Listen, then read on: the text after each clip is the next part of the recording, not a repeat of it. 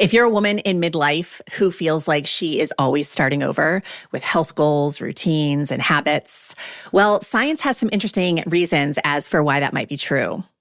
So in this episode of the Grace and Grit podcast, we are going to be exploring some of that science and hopefully giving you some strategies for showing up for yourself with more grace and ease and consistency.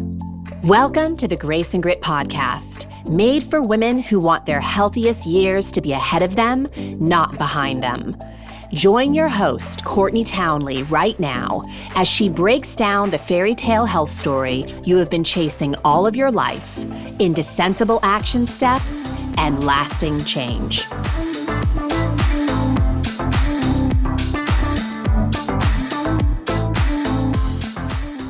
Hello, my friends, and welcome to the Grace and Grit podcast. I am your host, Courtney Townley, and I am delighted that you're here.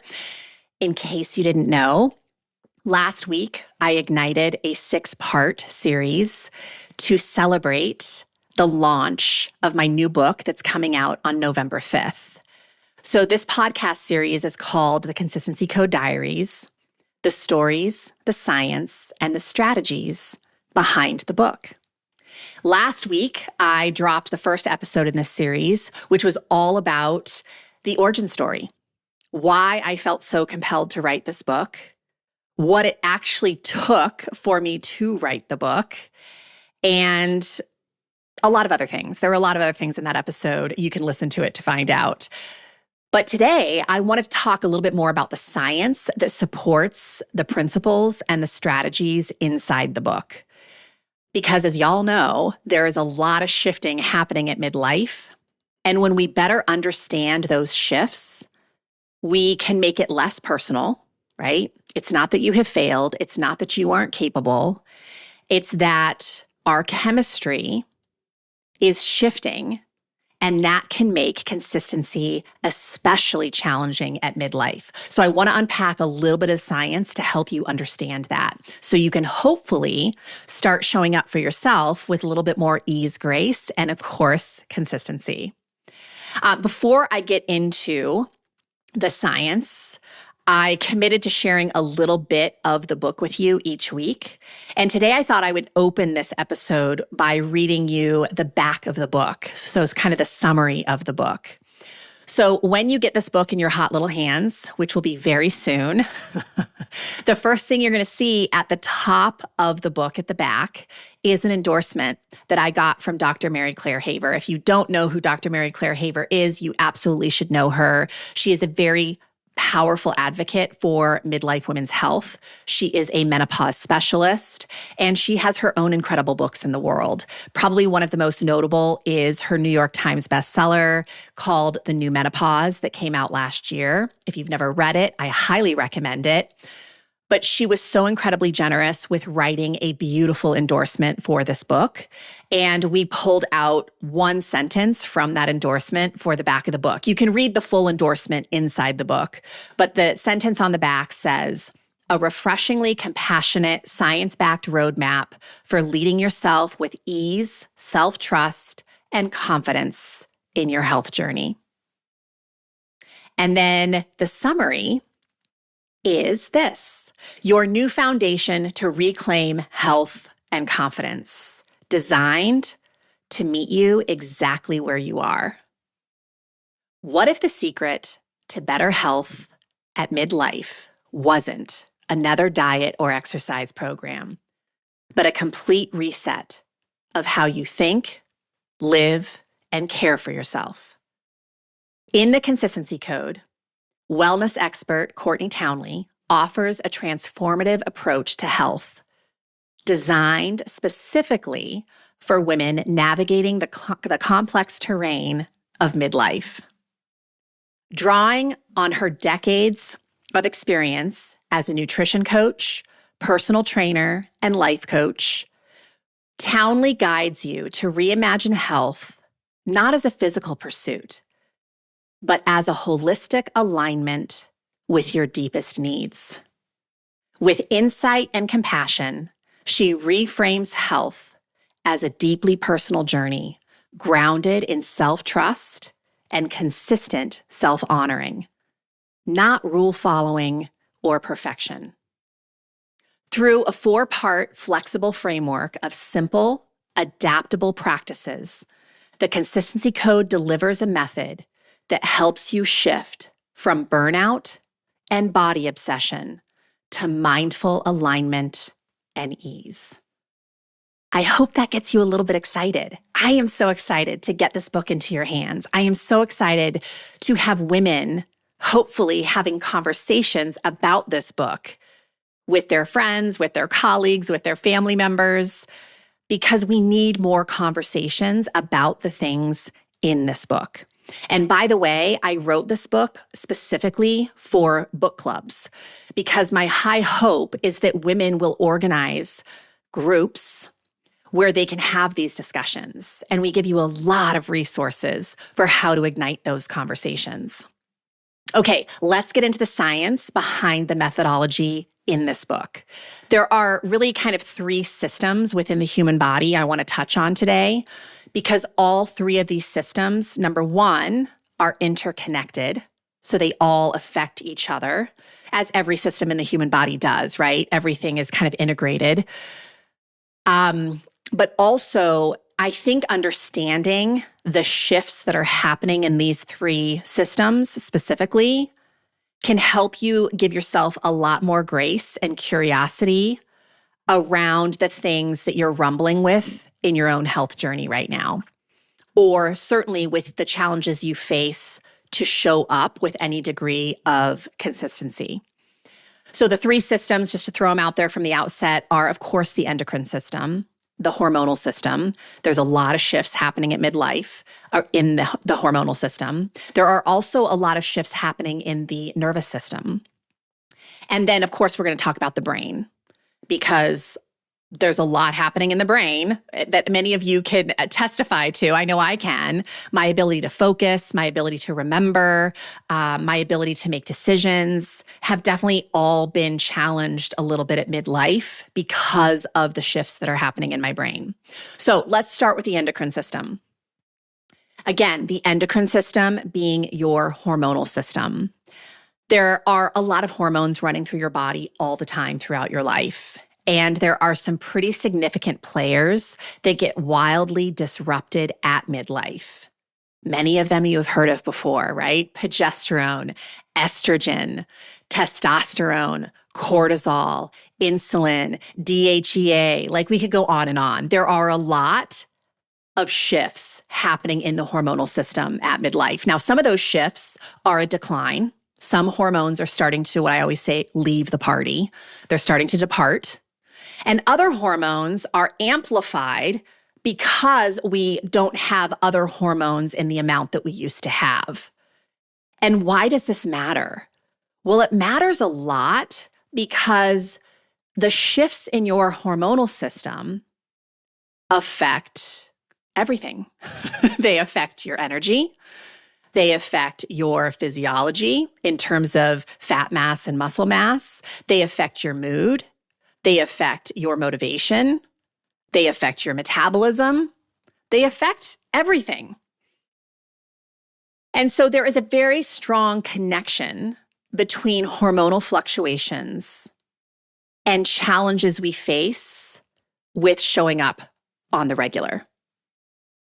And I think it really boils down to the fact that when hormones are shifting a lot, when hormones are declining significantly, we have to honor that we do not have the same resource availability every day. We're not going to have the same energy and the same focus and the same drive, right? We're going to have days where we don't sleep well. We have joint pain. We have more of an inability to focus than on other days. So how do we still show up in the face of those hormonal fluctuations? And let me give you some more real-world examples of what those hormonal fluctuations might look like for you. So energy levels, I've already said, can vary dramatically day to day. So you might have planned to do a specific morning routine, but because you've been experiencing insomnia or sleep challenges for days on end, fatigue makes that almost impossible, right? Or maybe you're experiencing more cognitive function changes. So you've been consistently kind of planning and putting forethought into your food for years. And then suddenly the brain fog makes even simple planning a little bit overwhelming or challenging, or very overwhelming and challenging. We have those mood regulation challenges. So maintaining something like a meditation practice sounds brilliant in theory, but suddenly that can get really challenging when all of a sudden we have anxiety in higher doses than we've ever had in our life because of those hormonal shifts. We might be experiencing temperature dysregulation. So maybe just coming out of the summer months, some of you listening might have experienced that outdoor exercise or outdoor routines became a lot more difficult than they had been previously. You might have a different pain threshold, or you might have just new pain in your body because, again, with hormones declining, we can certainly experience a lot of challenges with pain in the body. I know for me, like sites of old injury especially can really flare up at this time in my life. And we even experience things like digestive system changes. So nutrition routines that used to work for us, like maybe even high protein, which we hear everywhere, right? The value of protein and how important it is to eat so much of it, yada, yada, yada. I'm not arguing that fact. But I will tell you, I have worked with some women through the midlife years that were very sensitive to high protein diets. It just didn't work for them in the way that they felt like it was supposed to work. So definitely all of these things can be a reality for a woman. And a lot of traditional advice around consistency, doing the same thing over and over all the time, you just got to be more disciplined. Well, that doesn't really work when you're facing these kinds of hormonal shifts, because it isn't just a psychological challenge, it's a physiological challenge. I would also say there's kind of this emotional toll, or I would call it unnecessary labor that we endure when we're trying to maintain these pre-midlife patterns or these pre-midlife routines that we used to have, right? So maybe you used to go to the gym at 4 o'clock in the morning or 5 o'clock in the morning, and that was never a problem for you. But now all of a sudden you find that getting up at that hour is really difficult and your workouts just don't feel as good. So how does the consistency code really address the reality of all of this hormonal shifting at midlife? Well, it addresses it in many ways, but I would say that some of the key ways are, number one, we have to reduce unnecessary stress in our life because we aren't as good at managing stress at midlife. And I'm not saying it's because you don't have skill sets. It's literally because of the hormonal shift in your body. So as estrogen and progesterone start to depart, cortisol is not so easily tempered because those two hormones, estrogen and progesterone, help to soften the effects of cortisol. But now we no longer have those hormones, or we don't have them in the doses we once did. And so cortisol is making more of an impact in our system. So we have to reduce unnecessary stress. We also have to lower or draw smaller circles of expectation. Because like I said, we don't always have the same resource availability. So how can we draw smaller circles of expectation for ourselves in the day so we aren't totally burnt out or face planting by the time the evening rolls around? Also, the consistency code talks a lot about systems, right? Having systems in place so you don't have to develop unnecessary stress, because sometimes not having systems is very stressful for the human brain, and it can be really stressful on the human body. And we talk a lot about the concept in the book of structured flexibility. If you're a longtime podcast listener here, you've heard me talk about that a lot.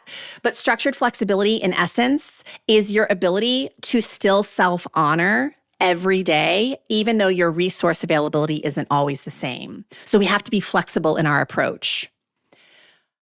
So let's touch a little bit on the nervous system.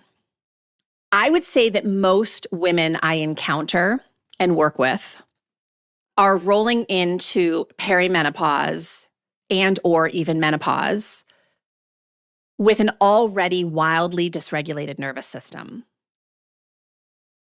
So what dysregulates the nervous system? Well, first of all, when I say dysregulation, I mean we're in a constant state of hyperdrive, or we are just totally flat and we've got nothing in the tank, right? Like either of those two extremes can be a sign of a dysregulated nervous system. And why does that happen? Well, it happens because we've been accumulating stress over the course of 40, 50, 60 years. And we have underdeveloped skills for how to manage that total stress load. So we have a lot of unprocessed stress. We have a lot of volume of stress. And we aren't doing anything to unpack that stress. And so, of course, having a dysregulated nervous system is going to make it really hard to, again, temper cortisol, right? To help soften the cortisol effect in the body, which cortisol is a wonderful thing. It motivates us, it wakes us up, it drives us. But too much of it over a long period of time is very detrimental to your anatomy. It starts to break things down if there's too much in your system for too long. So a lot of us are rolling into midlife with a lot of unprocessed trauma, a lot of mounting stress, a lack of stress management techniques. And the nervous system really is meant to work kind of in an oscillating pattern, right? We're supposed to be able to have periods of stress, engagement, focus, work, effort. And then we're supposed to be able to have periods of rest and recovery throughout the day, throughout the year, throughout our lifetime. But again, that isn't how most of us live. Most of us live in that state of hyperdrive where we always have our foot on the gas pedal. And then that can bring up just so many challenges because when we're in a state of hyperdrive, we can't do our best thinking. We don't problem solve. We don't plan well. We're less focused. And it creates a lot of havoc in our biology. So a couple things that I think are important to note is that at midlife, because of our changing hormonal landscape, which I just spoke to, we can actually have experiences in the nervous system where we don't respond to stress. We don't have as much resilience. We aren't as good at recovery as we once were. So estrogen is a huge player in all of those things. It helps us to contend with stress. It helps us with recovery. It helps us with resilience. So when we don't have the estrogen, all of those things are going to be challenged. And furthermore, the HPA axis, which a lot of you may be familiar with, if you're not, it's basically a system that is activated in periods of stress, which involve the hypothalamus, the pituitary, and the adrenals. And that system, when it's in harmony, it works beautifully well to help manage stress. But again, with declining estrogen, that system gets a little bit challenged, which means it's very difficult to regulate cortisol and get cortisol to return to base levels after you have been activated by stress. So with all of that in mind, I think it's important to remember that because your nervous system is changing at midlife, it challenges our capacity to handle multiple demands. I want to say that again. With nervous system changes or nervous system dysregulation at midlife, these things affect a woman's capacity to handle multiple demands. And I want to point out here, capability and capacity are not the same thing. Capability is that you are a very capable woman, I have no doubt. You are very capable of learning new things, doing hard things. You have a lot of evidence of that in your life. But because of hormonal fluctuations And because of nervous system dysregulation at midlife, you don't always have the capacity to handle multiple demands. And we don't really honor that in our culture, right? We just kind of expect ourselves to keep forging ahead in the way that we always have, with little to no regard for how these systems are shifting and challenging our capacity. So, in the Consistency Code, in the book, I definitely challenge you to get radically honest about your true resource availability. So, given the realities of your life right now, which include how well are you sleeping? How much total stress are you carrying? What are your responsibilities and obligations? We have to get radically honest about the resources we have on board so we aren't further dysregulating ourselves and we aren't self-soothing with things that hurt us rather than help us. And man, we're awesome at this. We're awesome at reaching for quick things that make us feel better temporarily. Alcohol, food, specifically sugar, maybe sometimes salt, shopping, videos, social media, right? All of those things. We grab those things to help us self-soothe. Unfortunately, all of those things in high doses have a very negative consequence to our health and even our happiness. So how do we self-soothe in ways that nourish us? That is part of what I talk about in this book. I also talk about practical nervous system regulation techniques that support consistency. How do we organize our day in a way that respects our nervous system? How do we make decisions that don't overwhelm our brain so we don't overly stress the nervous system? These kinds of things. And one thing I definitely also present in the book that I think is really helpful is it's important for you to acknowledge what dysregulation looks like for you. Or I just use the word misalignment. When you are misaligned in your body, in your life, how does that show up for you? I know for me, it shows up as reactivity. I get very reactive in everything, in the way that I talk, in the way that I think, in the way that I self-soothe. And of course, I create a lot more problems because of that reactivity. Improving health and happiness requires proactive choice, not reactivity, right? Reactivity is what got us here. Reactivity is usually a lot of those behaviors that are harming us. Not always. We've got some reactive patterns that are also helping us. But we really want to stay in a place of proactive choice. Okay, let's quickly touch on brain changes at midlife. There's a lot of cognitive shifts happening in the brain at midlife around executive function, memory, processing, our ability to focus. So, as someone listening, especially if you're a midlife woman, you are probably very familiar with brain fog, maybe even memory lapses. I know I am. Like name recall, thinking of things that used to be like so easy, like top of mind, easy recall stuff is more challenging now.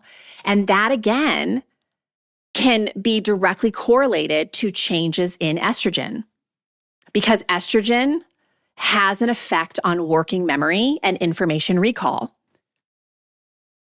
So because we aren't thinking necessarily as clearly as we're traveling through the midlife years, it's even more important that we plan and organize and pre-decide where we can.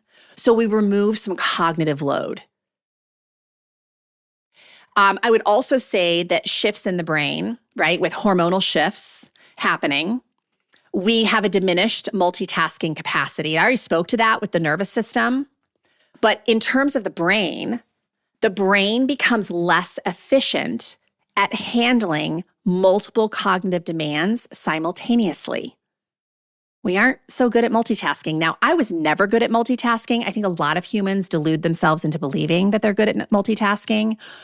But at midlife, we really are not in the best position to multitask. And so in the Consistency Code, I really challenge you to simplify the measures you are using to improve your health and happiness, again, to offset some of that cognitive load. So simplicity is absolutely a midlife woman's friend.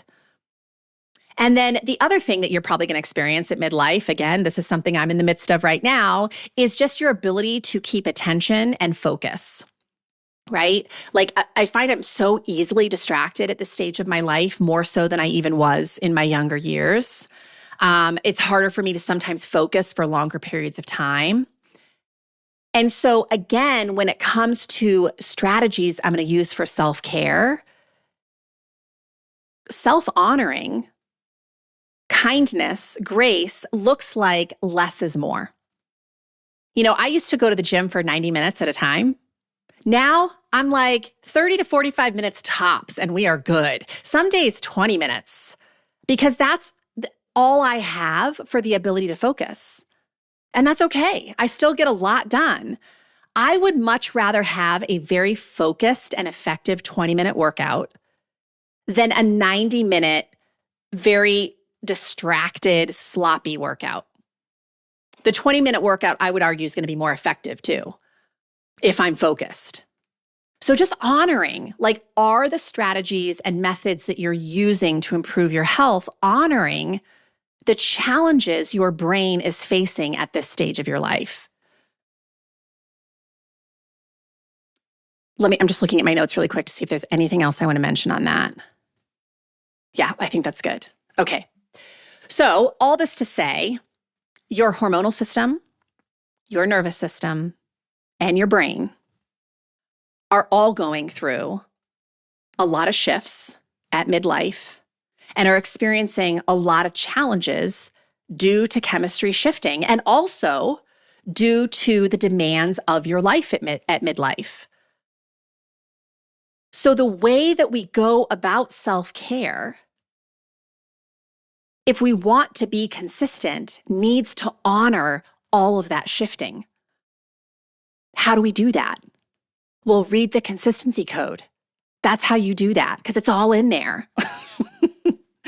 All right, my friends, if you want to find out more about the book, all you have to do is head on over to theconsistencycode.com. And you can get on the wait list. We're launching November 5th.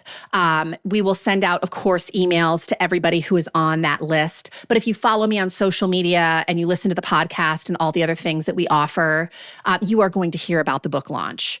So if you enjoyed this episode, stick around because next week we're going to be talking a little bit more about the strategies in the book and why the way that I kind of organize this book is unique. And I think especially unique and needed for the midlife woman. So come back next week if you want to hear more. Thank you so much for being here today. And like I said, theconsistencycode.com is where you can find out all the goodness that is coming down the pipeline for the book. Thanks so much for being here today. And I hope to see you again next week. Take care.